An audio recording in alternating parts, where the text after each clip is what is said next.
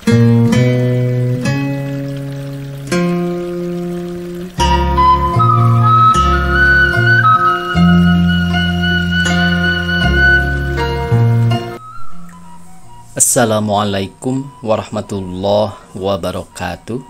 Pemirsa dimanapun saja Anda berada, selamat berjumpa kembali dengan channel YouTube Insan Dongeng. Pada malam ini saya Bang Elgi akan melanjutkan dongeng klasik Salah Asuhan bagian ke-25. Selamat mendengarkan. Esok pagi ia sendiri mengantarkan Kori ke kereta ekspres dan sebelum pulang dikawatkannya lah kedatangan Kori lebih dahulu. Pada keesokan harinya Hanapi sudah datang pula ke rumah tumpangan itu dan bukan buatan sedih hatinya. Demi mendengar bahwa Kori sudah berangkat, seketika itu ia berkata hendak menurutkan ke Semarang. Nyonya pensiun membuang waktu hampir 1 jam buat menasihati Hanapi dengan segala rupa jalan. Akhirnya ia berkata bahwa ia sendiri sesungguhnya sedang berdaya upaya hendak mengembalikan Kori kepada suaminya. Tapi secara keadaan Kori sekarang, janganlah Hanapi menemuinya dahulu, karena istri itu niscaya akan jauh daripada mendekati. Jika Hanapi sungguh-sungguh bermaksud hendak mencari damai dengan istrinya, lebih baik ia serahkan hal itu kepada Nyonya pensiun. Janganlah Hanapi berlaku sendiri, baik dengan menemui ataupun dengan mengirim-ngirim surat. Nyonya pensiun sendiri akan berkirim-kiriman surat dengan Kori. Dan tidak akan putus-putuslah ia bernasihat hingga hati Kori lemah kembali. Jika sudah sampai kepada hal yang serupa itu, nanti Hanapi akan mendengarnya juga dari Nyonya pensiun. Akhirnya insaplah Hanapi bahwa jalan itulah yang sungguh sebaik-baiknya, maka diserahkannya lah nasibnya ke tangan seorang nyonya yang baru sehari dikenalnya.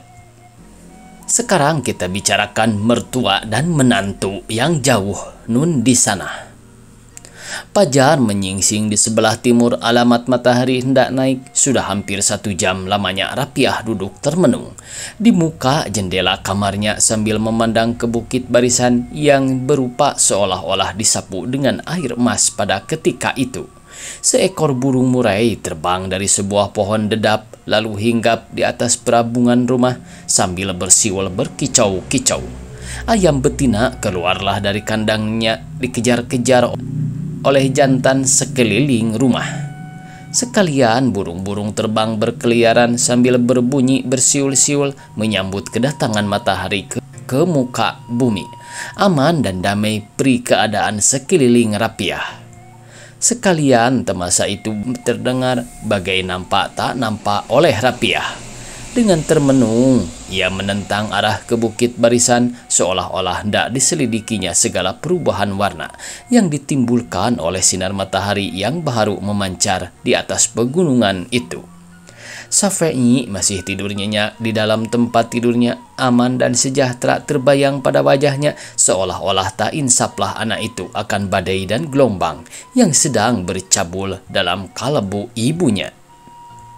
Antara sebentar Rapiah menoleh ke belakang melihat kalau anaknya sudah sadar dari tidurnya. Tidak, napa Safei yang tenang menyatakan bahwa ia masih di dalam tidur nyenyak. Dengan senyum sedih Rapiah memandang kepada Safei sambil mengeluh dalam hatinya.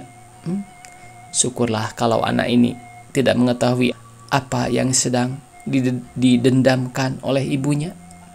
Maka berpaling ia lalu memandang pula ke bukit barisan. Sekonyong-konyong pintu kamar yang membatasi kamarnya dengan kamar mertuanya sudah terbuka. Lalu masuklah Ibu Hanapi menghampiri Rapiah. Semalam-malaman hari engkau tak tidur pula, Piah. Dari subuh tadi engkau sudah duduk di muka jendela. Angin pagi yang masuk ke kamar itu berbahaya bagimu dan bagi anakmu. Tadi malam, benarlah aku tak tidur, Bu. Sebabnya karena Safei amat resah. Tapi ibu pun rupanya tak tidur pula. Karena jika tidur, tentu ibu tidak akan mengetahui keadaan saya di sebelah kamar itu. Sahut Rapiah kepada mertuanya. Orang tua sudah galibnya kurang tidur. Anakmu tidur nyenyak. tapi ku dengar engkau sendirilah yang amat resah. Iya Bu, seteguh-teguh iman, sesuatu ketika timbul jualah setan dan iblis menggoda manusia. Hampir 3 tahun ia sudah berjalan, entah hidup, entah pun mati. Tidak kabar, tidak berita. Sekadar anaknya saja sepatutnya diketahuinya juga hendaknya.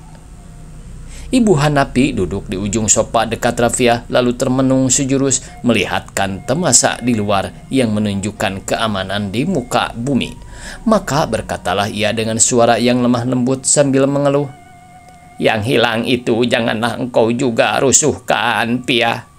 Daripada ia di rumah 1000 kali baik bila ia berjalan. Karena sekalian orang di rumah bagai dirajamnya dengan peranginya. Ibu sendiri telah menyangka kepecahan telur ayam sebutir saja. Teristimewa setelah engkau dengan Syafi'i suka tinggal tetap bersama ibu. Maka rasa sudah mendapat ganti berlipat ganda dari yang hilang. Hanya sedikit saja yang ibu bimbangkan.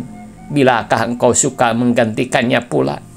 Rapiah terperanjat lalu memandang sejurus kepada ibunya. Maka berkatalah ia dengan perlahan-lahan. Ah, ibuku, janganlah ibu sebut-sebut juga pasal hendak mengganti Hanapi itu. Karena tak ada sesaat juga hatiku sudi memikirkan hal yang serupa itu. Tambahan lagi, seorang perempuan semacam ini, yang sudah pula mempunyai anak, siapakah konon yang masih hendak kepadanya? Kata Rapiah kepada ibu mertuanya. Tuanku Demang sudah pula menulis surat kepada ayahmu, sedang ayahmu itu telah memulangkannya kepada ibu. Rapiah yang sedang memandang pula keluar jendela segera berpaling kepada ibunya lalu gelak terbahak-bahak menekan-nekan perutnya. Maka di dalam gelak itu berhamburanlah air matanya ibarat manik putus talinya. Aduh Bu, demikian akhirnya ia berkata sambil menyapu-nyapu matanya dengan bajunya. Aduh, sudah sekian lama keadaan di dalam rumah kita. Sebagian negeri dialahkan Garuda saja. Gelak yang sekeras ini rasanya selama ini amat menjauh dari tempat kita. Apakah yang kau tertawakan, Piah? Entahlah Bu, sekonyong-konyong terbayanglah wajah tuanku Demang yang indah itu di mukaku. Parasnya elok, gilang gemilang, rambut putih bagai kapas, gigi dibilai dengan emas, kaki ditambah dengan tongkat. Sedang aku seharusnya memanggil kakek kepadanya. Karena Datuk Sinaro, cucu beliau, lebih tua umurnya dari aku.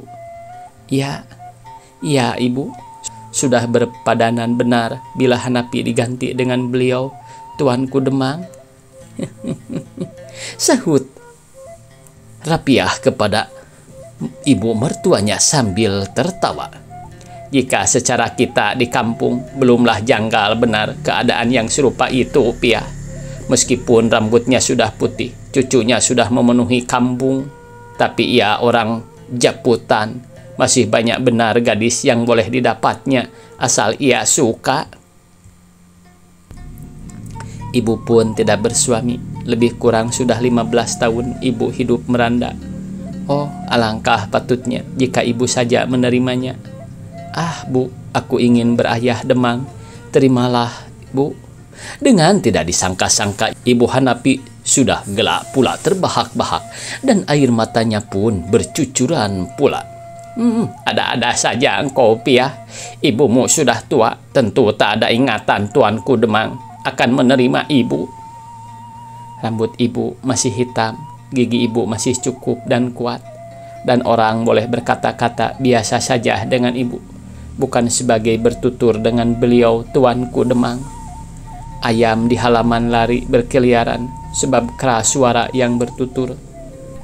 Beliau tuanku Demang masih juga mengulas daun telinga dengan tapak tangannya. Sesungguhnya bila ibu sudah berhias, bersisir, dan berbedak, masih boleh disebutkan gadis jika seiring dengan beliau tuanku Demang. Jika kupikir panjang, ada jualah tampan congkaknya beliau itu. Hanya sayang, beliau suka makan sirih. Kalau beliau nanti sampai menjadi ayahku, lebih dahulu beliau mesti membuat perjanjian dengan aku bahwa beliau tidak akan memakan sirih lagi. Kita perhentikanlah dahulu berkecindaan, Piah. Ibu, janganlah disuruh-suruh jua bersuami, karena ibu tidak beranak yang patut ditumpangkan kepada seseorang ayah.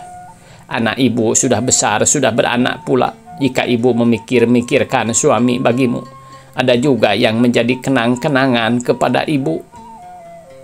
Pertama, kata Rapiah, sambil menekankan telunjuk kiri dengan telunjuk kanan sampai berlipat, seolah-olah sedang menghitung. Pertama, ibu cemas akan anakmu daripada bersuami orang muda yang akan meracun hatimu pula kelak. Sebaik-baiknya lah engkau menerima yang sudah berpaham, karena kepada suami itu haruslah engkau menumpangkan anakmu. Air muka Rapiah segera berubah dengan cepat. Ia berkata, jika ibu sudah jemu memeliharakan daku dengan anakku, izinkanlah kami pulang ke Bonjol. Ya Allah, Rapiah, sahut ibunya dengan terkejut. Janganlah anakku salah terima bila ibu berkata demikian. Jika ibu boleh mengeluarkan kata hati, sesungguhnya besar niat kehendak ibu supaya engkau dan Hanapi jangan bercerai-cerai seumur hidup dengan ibu. Tapi setelah Tuhan yang Maha Kuasa menakdirkan perceraian kita dengan Hanapi, sudah berobatlah kepiluan hati ibu setelah ibu boleh menaruh engkau di dalam rumah. Hal itu menunjukkan bahwa sepanjang kata hati ibu bagi kesenangan ibu sendiri, tetaplah engkau dan Sapai di rumah ibu hendaknya. Sedang kalau engkau bersuami pula, tentulah engkau akan diceraikan oleh suamimu itu dengan ibu. Itulah kata hati yang sebenar-benarnya, Piah, kata ibu mertuanya kepada Rapiah. Jika demikian, apakah sebabnya maka ibu berulang-ulang berkata hendak mempersuamikan daku? Kedua, Piah, sekarang pasal kedua, sahut ibunya. Dalam segala perkara tak patutlah ibu memikirkan mana yang akan senang bagi ibu saja. Engkau masih remaja putri, tak layak dipandang orang jika tinggal meranda saja. Ai bagimu, ai bagi nyinyik mamamu. Bila engkau tinggal meranda sebagai seorang perempuan yang tidak laku, sesungguhnya di dalam hal mempersuamikan engkau itu secara kampung, bukanlah aku yang harus menanggung pahit manisnya, melainkan mama-mamamu juga, saudara-saudara dari ibumu di Bonjol. Jadi jika engkau tidak bersuami juga, tinggal meranda selama-lamanya, sudah sepatutnya benar bila mama-mamamu memberatkan kealpaan itu kepada ibumu ini. Sekarang aku mengerti ibu, apa sebabnya maka ibu sekeras itu benar. Jika mama-mamaku bertanya atau mengupat saja, jika mama-mamaku bertanya atau mengupat kepada ibu akan halku tinggal meranda, baiklah ibu berkata bahwa aku sendiri yang tidak suka bersuami. Jika mama-mama itu hendak bertanya kepadaku, sedialah aku akan menjawabnya. Pasal keaiban lama meranda itu, aibkah bagi seorang perempuan dan keluarganya bila ia meranda?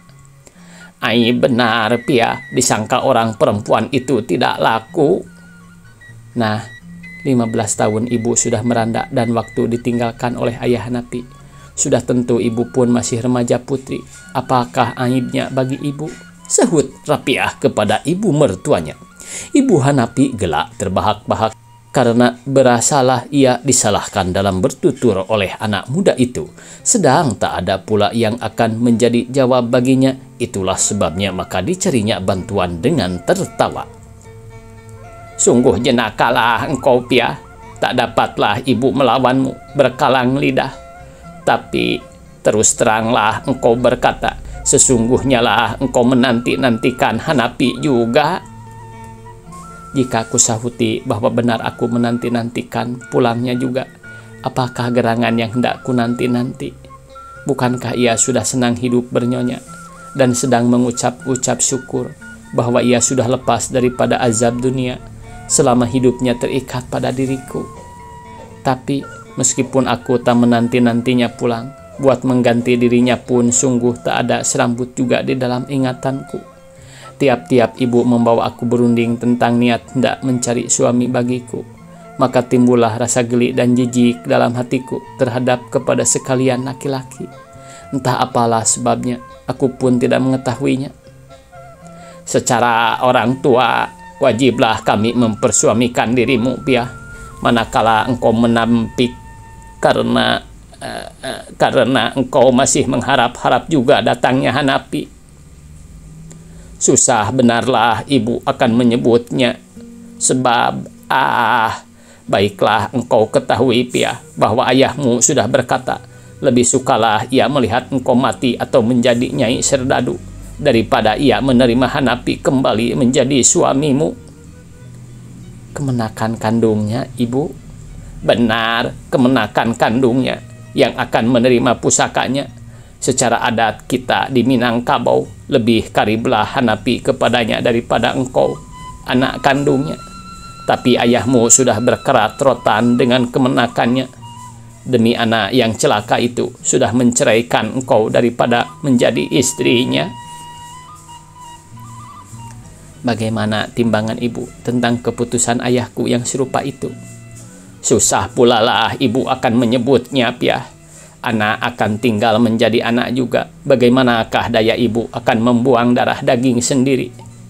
Tapi menilik kepada peranginya yang sudah, dan enggan pula lah ibu akan menerimanya kembali untuk menjadi suamimu.